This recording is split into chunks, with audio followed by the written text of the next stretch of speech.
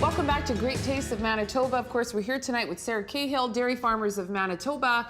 And if this is not so far one of your dairy best favorites, it soon will be. This is a creamy carrot casserole. And of course, it is about the carrots, but it's primarily about the sauce, which I think you could use on any number of different vegetables.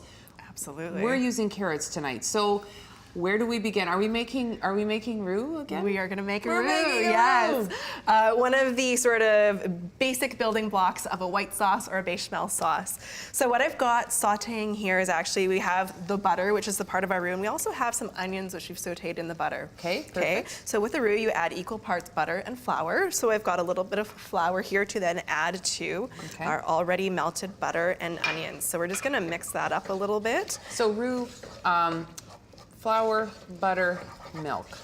Well, the roux is actually the flour and the butter. The flour and butter, okay. And then you add the milk, and then that's what makes it a white sauce or a bechamel sauce. Yes. And so you've actually just led us to our next ingredient there, which is milk. The milk. What do you know? Yeah. Actually, something I wanted to ask about the milk. Does it matter, whole milk, 2%, 1%, skim? Whatever is in your fridge for this one. Anything? Yeah. Okay. I use 1% because that's what's in my fridge. But yeah, whatever you've got, if you've got a little bit of cream to use up as well, that would make this extra decadent. So good to go. You use about 4 cups of of milk. So that's quite a bit. So yeah. Okay. I'll get you to pour, and I'm gonna mix. Again, the trick to making a not lumpy white sauce is slowly adding the milk. So this is probably why it's better if you pour the milk, because immediately I was like, let's just dump that all in there. I know. Hey, that's okay. You got it. It's also drippy too, right? Yeah. So it looks a little bit, thick at first and a little bit gluey. It doesn't really take that long for it to thicken though, right? No, for it to all come together. And this, it's a little bit tedious at first, but it will save you so much time at the end. And it's so worth it just to kind of take your time,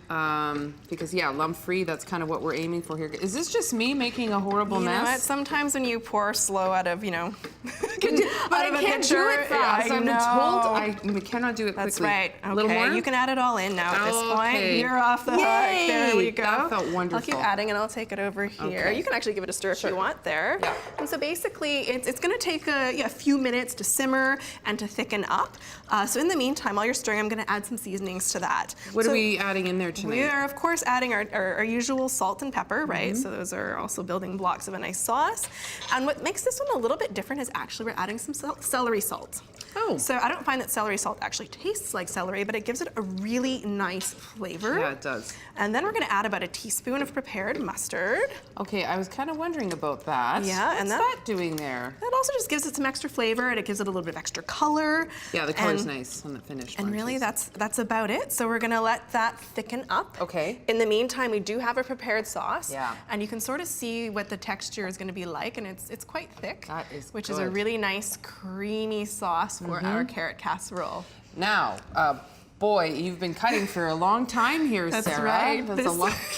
This, I have to admit, is I have not done this by hand. I have used the food processor. Oh, well, yes. Okay. That's still pretty impressive. The slicer on your food processor is your friend. How long did that take you, like 10 seconds? It took me more time to peel the carrots than to actually slice the carrots, which is really, really nice. Yeah. Now, these are not, in fact, raw carrots. We have pre-cooked them part of the way. So we basically put them in some boiling water for about 5 to 7 minutes. You want them to be tender, not soft, because you don't want to be mushy. Peak of the market, I don't want to forget that. These are local carrots. So. Yes, Manitoba grown, right? Da-da-da. That's great. And so we're going to get these carrots into our casserole dish. So this is pass that over to you? You can probably leave that there. Okay. Yeah, and so we're just going to add a handful of our carrots to the bottom, make a nice layer. My hands are clean. They are. That in there. Wash them. I can verify that. And that's why you need so many carrots. It's about 10 cups or approximately 3 pounds of carrots. So you're kind of like, it's like a lasagna idea. You're That's going to kind of layer Yeah, it's layers, yeah. Okay. So we're going to put about a cup of cheese in the middle here. And what kind of cheese is that? Can you use any kind of cheese? You could use any kind, but I like extra old cheddar. Yeah. You know, it makes it super, super tasty. Flavor punch, yeah. And so now we're going to pour some of the sauce onto here. Wonderful, wonderful. Now, do you need to kind of spread this all the way out to the edges? If you're a perfectionist and you really want to, you can.